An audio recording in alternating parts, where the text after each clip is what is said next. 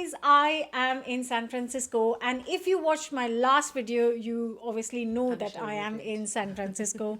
And while I'm here, I got a few requests of asking Alpa, my younger sister, to cook something for us. So, first of all, that's Alpa. Hi, my younger sister, and she lives here in San Francisco, and she makes amazing matar paneer.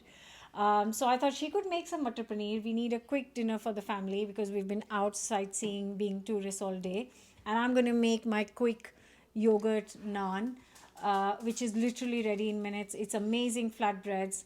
And they both together make a fantastic combination. And you don't need anything else. Just those two things are equal to a feast. Yes. Yeah. And if you want to find Alpa, you can find her on Instagram, Alpa Makan Wellness World.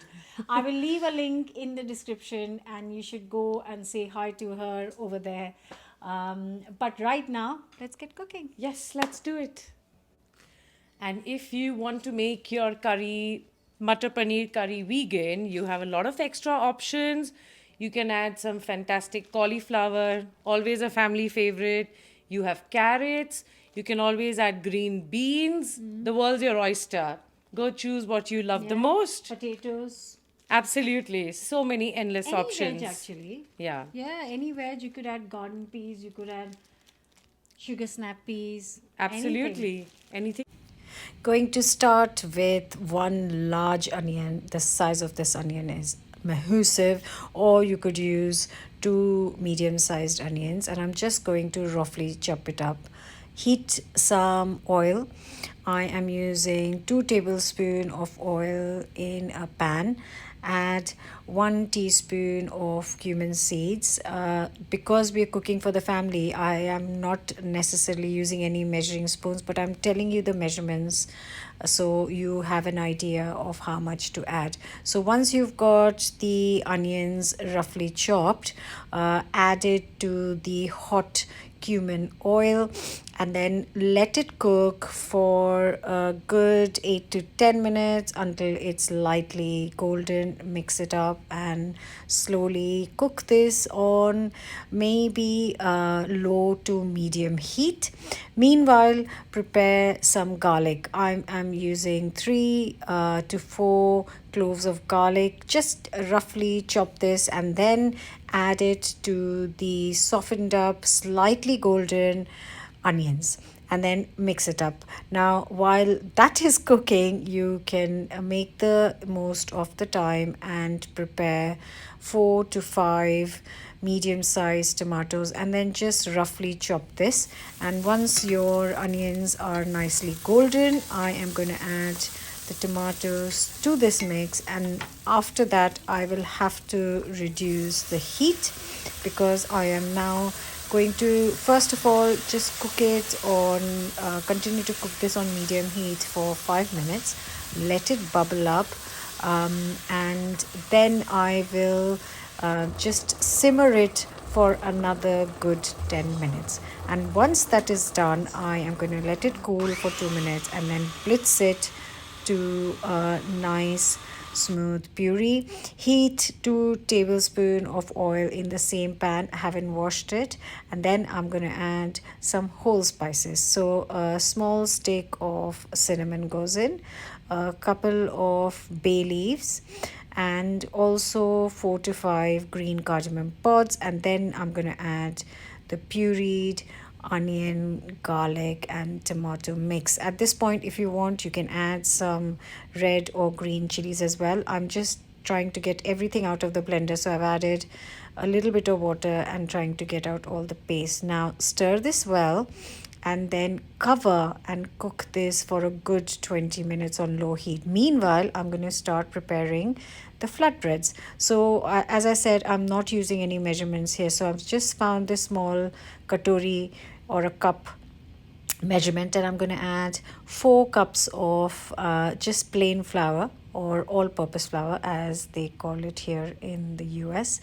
I'm adding that, and then to this I am going to add some salt. So just a good 2 teaspoons of salt. You can add one if you want less, but this is not going to be too much because there's so much flour. We're cooking for 8 people. And to this, I'm going to add 4 tablespoons. I'm actually just using a plain dinner spoon, so I'm adding 4 tablespoons of that.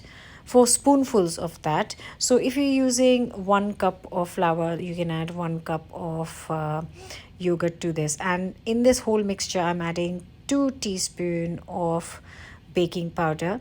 The beauty of this bread is you really don't need exact measurements. So if by any chance you've added slightly bit more yogurt or slightly less yogurt, it's not going to ruin the flatbreads.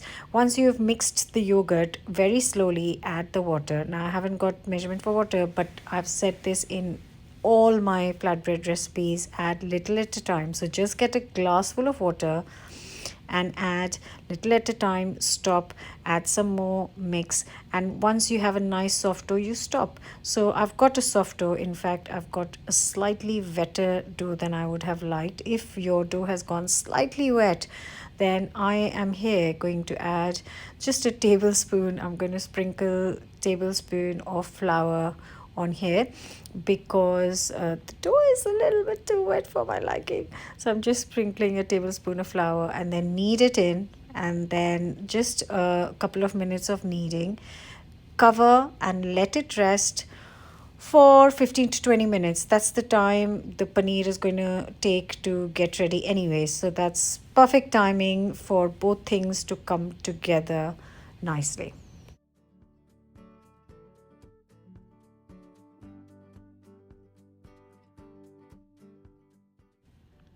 Now the onion tomato mix has been cooking on low heat for a good 20 minutes. It is looking lovely. If you have more time, you can even let it simmer for another 10 minutes. We are done. We are ready to eat. So I'm just going to add the spices to this. So I'm going to start with turmeric.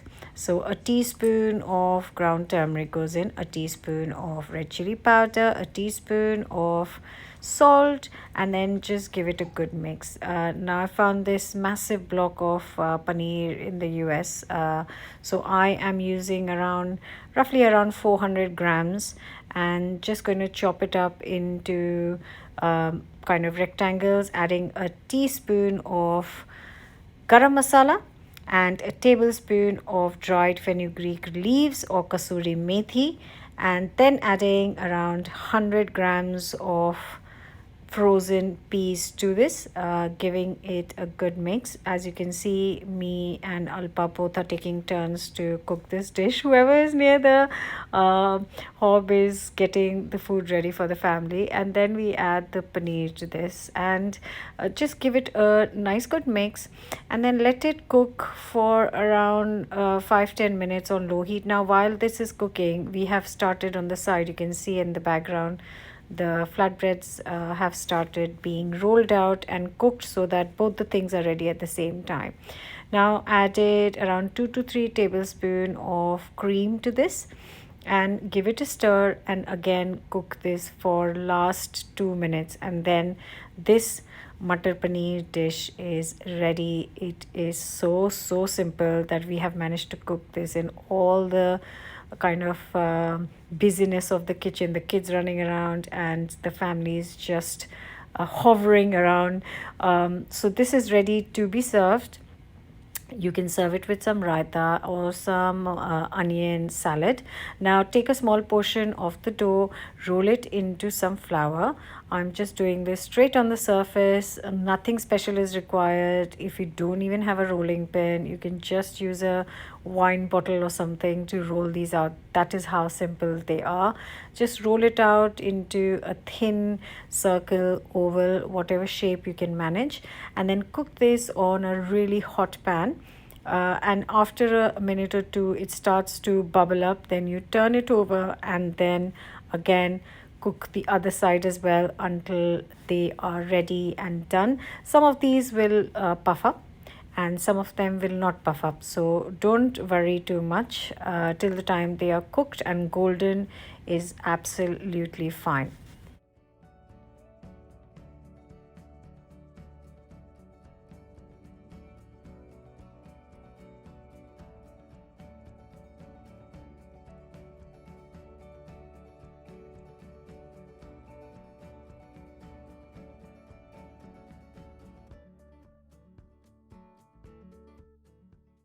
The key is that you finish these quick flatbreads, yogurt flatbreads, or naan, or roti, whatever you want to call it, with some butter straight away to keep them soft. Now, the whole family is here, and we are now going to tuck into this amazingly delicious, yes, yet absolutely fabulous, simple feast of quick naan, Matar paneer, and a little bit of salad. Hope you've enjoyed the video. Let me know your thoughts in the comments, and do not forget to subscribe. See you next week.